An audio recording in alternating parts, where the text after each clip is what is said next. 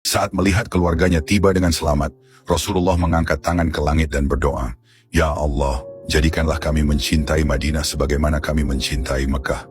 Bahkan lebih dari itu, berikanlah kesehatan bagi kami, berkahilah takaran dan ukurannya, serta jauhkanlah penyakit demamnya dari kami, dan tempatkanlah di Jufah." Doa Rasulullah adalah bukti betapa dalam cintanya kepada kota yang baru saja ia singgahi. Sebuah kota yang akan menjadi pusat peradaban Islam, kota yang kelak akan menyebarkan cahaya ke seluruh dunia. Hari itu fase pertama kehidupan Rasulullah telah berakhir. Setelah 13 tahun berdakwah di Mekah, beliau kini memulai perjuangan baru di Madinah. Disinilah Rasulullah akan membangun masyarakat Islam yang sesungguhnya, menyatukan kaum Ansyar dan Muhajirin, serta menjadikan Islam sebagai sistem hidup yang sempurna. Saat matahari mulai terbenam, Rasulullah berdiri di depan para sahabatnya yang berkumpul di sekitar rumah Abu Ayyub. Dengan suara penuh keteguhan, beliau bersabda, "Wahai saudaraku, hari ini kita telah tiba di tempat yang aman. Namun ingatlah, tugas kita belum selesai.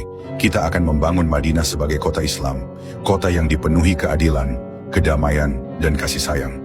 Kita akan hidup bersama sebagai satu umat, satu saudara, dalam naungan Islam." Para sahabat yang mendengar ucapan itu mengangguk dengan penuh keyakinan. Hati mereka bergetar, menyadari bahwa mereka sedang menjadi saksi sebuah sejarah baru yang akan mengubah dunia. Di langit Madinah, bintang-bintang bersinar lebih terang malam itu. Seakan-akan mereka ikut bersaksi bahwa Islam telah menemukan rumahnya, dan perjuangan Rasulullah baru saja dimulai. Dengan tibanya Rasulullah di Madinah, fase dakwah di Mekah telah berakhir, dan fase membangun masyarakat Islam di Madinah telah dimulai. Hijrah bukan hanya sekadar perjalanan fisik, tetapi juga simbol dari pengorbanan, perjuangan, dan kemenangan bagi kaum muslimin. Kini Rasulullah dan para sahabatnya tidak lagi bersembunyi dalam bayang-bayang ketakutan. Mereka telah menemukan tempat di mana Islam dapat tumbuh dan berkembang dengan bebas. Hari itu, bukan hanya Rasulullah yang hijrah ke Madinah, tetapi juga cahaya Islam yang mulai menyinari dunia. Madinah tidak lagi sekadar sebuah kota, ia telah menjadi pusat peradaban Islam, kota yang akan membawa rahmat bagi seluruh alam.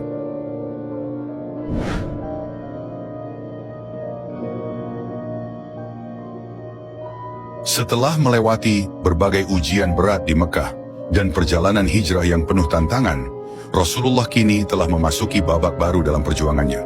Madinah bukan hanya sekadar tempat perlindungan, tetapi juga tanah di mana Islam akan tumbuh dan berkembang menjadi peradaban yang agung. Namun, membangun masyarakat yang harmonis di kota ini bukanlah perkara mudah. Madinah memiliki komposisi penduduk yang beragam, dengan berbagai kepentingan, keyakinan, dan latar belakang. Rasulullah harus menyatukan kaum muslimin, menghadapi kaum munafik, dan berhadapan dengan kaum Yahudi yang sudah lama mengakar dalam sistem sosial dan ekonomi Madinah. Ini adalah awal dari perjuangan baru. Madinah dipenuhi kegembiraan setelah kedatangan Rasulullah. Tetapi di balik itu terdapat tantangan besar yang harus segera diselesaikan. Perbedaan status sosial antara kaum Muhajirin dan Ansyar. Kaum Muhajirin adalah para sahabat yang hijrah dari Mekah, meninggalkan seluruh harta, keluarga, dan rumah mereka. Mereka datang ke Madinah dengan tangan kosong, tanpa harta dan tempat tinggal. Sementara itu, kaum Ansyar adalah penduduk asli Madinah yang sudah lebih dulu memiliki rumah dan kehidupan yang mapan. Suatu malam Rasulullah mengumpulkan seluruh kaum Muhajirin dan Ansyar di Masjid Nabawi. Dengan suara lembut namun penuh ketegasan, beliau bersabda, "Wahai saudara-saudaraku, kita adalah satu umat. Tidak ada perbedaan antara kita kecuali ketakwaan. Allah telah mengikat hati kalian dengan Islam, dan kini aku ingin kalian menjadi saudara dalam iman, bukan hanya dalam kata-kata, tetapi dalam kehidupan sehari-hari." Para sahabat terdiam, mereka memahami makna dalam ucapan Rasulullah. Kemudian Rasulullah mempersaudarakan kaum Muhajirin dan Ansyar dalam ikatan yang disebut Mu'akhah, persaudaraan Islam. Salah satu peristiwa paling mengharukan dalam Mu'akhah adalah ketika Abdurrahman bin Auf, seorang Muhajirin yang dulunya saudagar kaya di Mekah, dipersaudarakan dengan Sa'ad bin Rabi', seorang Ansyar yang dermawan. Dengan penuh ketulusan, Sa'ad berkata, "Saudaraku, aku memiliki 2 kebun, ambillah salah satunya. Aku juga memiliki 2 istri, jika kau menghendaki, aku akan menceraikan salah satunya untukmu, agar kau bisa menikahinya setelah iddahnya selesai." Mata Abdurrahman bin Auf berkaca-kaca, tetapi dia tersenyum dan menjawab dengan penuh kesopanan, "Semoga Allah memberkahi harta dan keluargamu, wahai saudaraku. Aku tidak ingin mengambil hartamu. Cukup tunjukkan aku jalan menuju pasar agar aku bisa berdagang dan mencari nafkah sendiri. Sikap ini menggambarkan betapa persaudaraan Islam bukan hanya sekadar kata-kata, tetapi telah menjadi pengorbanan nyata. Tidak ada iri hati, tidak ada kesenjangan sosial, hanya cinta karena Allah. Di balik kebahagiaan dan persaudaraan kaum muslimin, muncul ancaman baru yang lebih berbahaya dibanding kaum Quraisy, kaum munafik. Tokoh utama kaum munafik adalah Abdullah bin Ubay bin Salul. Sebelum kedatangan Islam, ia hampir menjadi pemimpin Madinah yang disegani.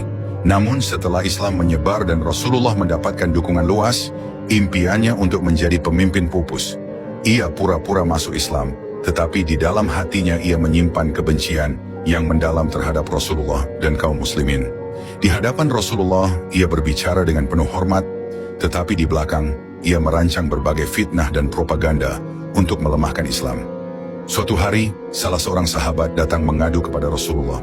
"Ya Rasulullah, Abdullah bin Ubay telah mengatakan bahwa engkau adalah beban bagi Madinah, dan jika engkau serta kaum muhajirin tidak segera keluar, ia akan mengusir kalian." Mendengar ini, Umar bin Khattab yang terkenal dengan keberaniannya berkata dengan geram, "Ya Rasulullah, izinkan aku menebas leher munafik itu. Dia hanya akan menjadi duri dalam daging bagi kita." Namun Rasulullah menenangkan Umar dan berkata, "Tidak wahai Umar, aku tidak ingin orang-orang berkata bahwa Muhammad membunuh sahabatnya sendiri." Dengan kebijaksanaan dan kesabaran, Rasulullah tidak langsung menyingkirkan kaum munafik, tetapi membiarkan mereka terbongkar sendiri melalui perbuatan mereka yang penuh tipu daya. Kaum Yahudi telah lama menetap di Madinah. Mereka menguasai perdagangan, ekonomi, dan memiliki kekuatan politik. Ada 3 suku besar Yahudi di Madinah: Bani Qainuqa, Bani Nadhir, Bani Quraisyah. Mereka awalnya menerima Islam dengan pura-pura, tetapi di dalam hati mereka tersimpan rasa iri dan kebencian. Mereka mengetahui bahwa akan datang seorang nabi dari kalangan Bani Israel, tetapi ternyata nabi terakhir berasal dari bangsa Arab, bukan Yahudi. Hal ini membuat mereka semakin tidak bisa menerima kehadiran Rasulullah. Suatu hari seorang pemuka Yahudi dari Bani Nadir, Ka'ab bin Ashraf, datang ke Madinah dan berkata dengan sinis, "Muhammad, engkau datang ke Madinah membawa agama baru, tetapi jangan harap kami akan tunduk kepadamu."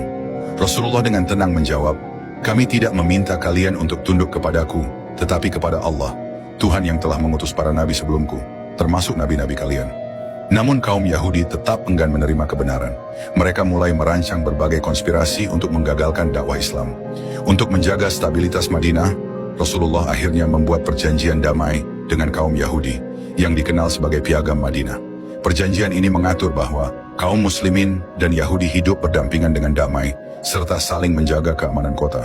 Namun dalam perjalanan waktu, kaum Yahudi berulang kali melanggar perjanjian dengan melakukan konspirasi bersama kaum munafik dan Quraisy. Mereka mengkhianati Rasulullah dan merancang berbagai tipu daya untuk menghancurkan Islam.